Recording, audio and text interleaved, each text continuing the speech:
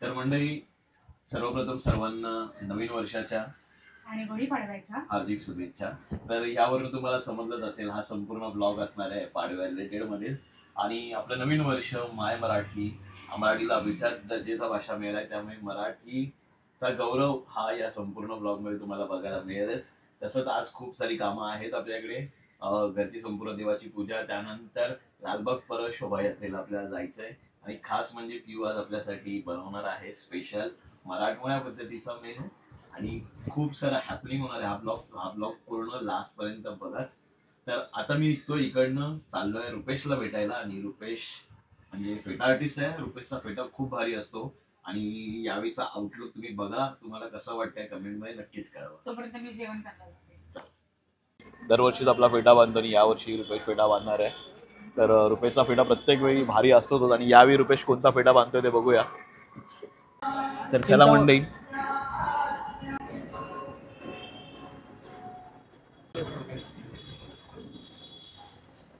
Ready झालेलो आहे फटाफट आणि नेहमीप्रमाणे रुपेशनेच आपला फेटा बांधला एका वेगळ्या लुक मध्ये।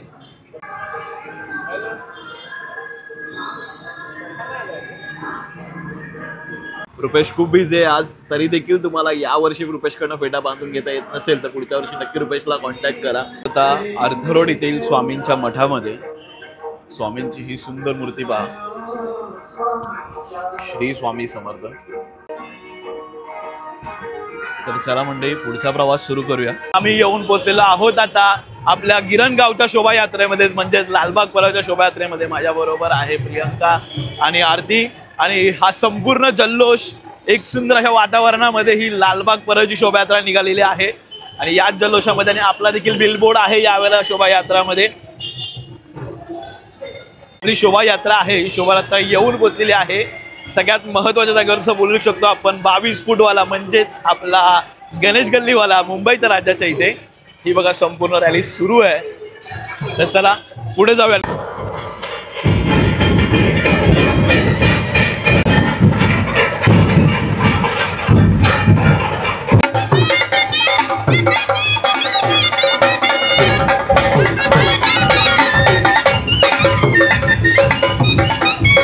आतिषबाजीमध्ये आपल्या शोभायात्रेची जी आहे मिरवणुकीची स्वागत इथे माझघराने केलेलं आहे। जोरदार फटाक्यांची आतिषबाजी, गिरणगाव सांस्कृतिक प्रतिष्ठानचा जो रथ आहे तो अतिशय सुंदर आहे। जय शिवाजी, जय भवानी, जय शिवाजी, महादेव, जय श्रीराम, जय श्रीराम, जय छत्रपती शिवाजी महाराज की जय, जय शिवाजी।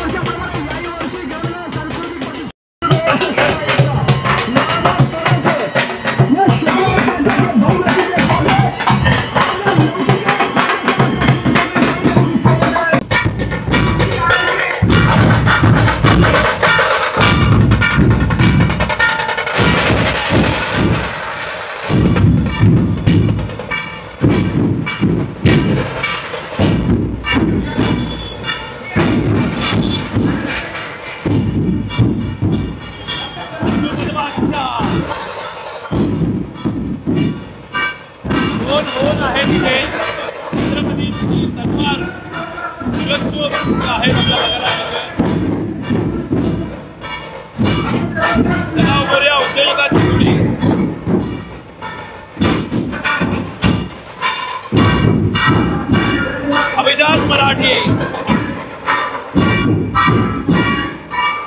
सुंदर असे रथ यावर्षी लालबाग परळ शोभायात्रेला बघायला मिळते। हिंदू गुढीपाडवा त्यामध्ये आम्हाला सौभाग्य बोलतो मराठी।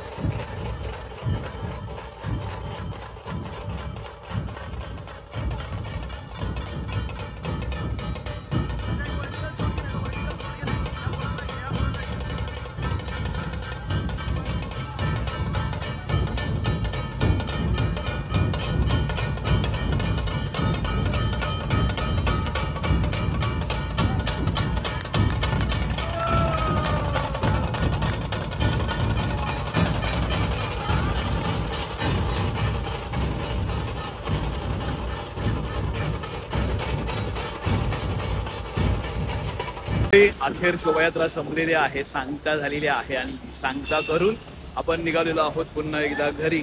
घरी गेल्यानंतर प्रियंकाने आणि हर्षदाने स्पेशल मेनू बनवलेला आहे. आज गुढीपाडव्यानिमित्त काय मेनू आहे ते बघायला जाऊया आणि तो मेनू कसा झालाय हे देखील पाहूया. जेवायला ताटावर बसलेलो आहे आता आणि जेवायला स्पेशल मेनू मी तुम्हाला सांगितलं होतं आज आपल्याकडे आहे. ती म्हणजे पारंपरिक पद्धतीने आहे, आमरस आहे, त्याचबरोबर बटाट्याची भाजी आहे, बटाट्याची भजी आहे आणि पुऱ्या आहेत. असं संपूर्ण बेत आहे. आणि अजून काय राहिलं प्रियंका? श्रीखंड राहिलेला आहे. तर श्रीखंड आहे. हर्षदा आणि प्रियंका दोघींनी मिळून हे संपूर्ण आजचं जेवण बनवलेलं आहे. जेवण कसं आहे हे मी जेवण झाल्यानंतर तुम्हाला सांगतो. तुर्तास तुमची रजा घेतो. मी पाहिलं संपूर्ण पाडवा हा जोरदारच झाला. लालबाग परळमधली जी आपली शोभायात्रा आहे ती एका दणक्यात वाजली आणि खूप भारी मजा केली. संपूर्ण खूप लोकांना भेटलो, मराठीचा अनुभव घेतला आणि नक्कीच आपण मराठी बोलायला पाहिजे. भैया किधर जाते हो किधर आते हो यापेक्षा भैया कुठे जाणार हे नक्की विचारा. तसंच छोट्या छोट्या गोष्टी आहेत, धन्यवाद झालं, खूप साऱ्या गोष्टी आहेत. या छोट्या छोट्या आपण आमूलाग्र बदल केला पाहिजे. आपली अभिजात मराठी भाषा आहे आणि ती अभिजात मराठी भाषा मोठी झालीच पाहिजे. तसंच यासाठी देखील एक छोटंसं काम करा. आपल्या चॅनलवर नवीन असाल तर चॅनलला आत्ताच सबस्क्राईब करा, बेल आयकॉन दाबायला विसरू नका जेणेकरून लेटेस्ट अपडेट तुमच्यापर्यंत पोहोचतील. जय हिंद, जय महाराष्ट्र.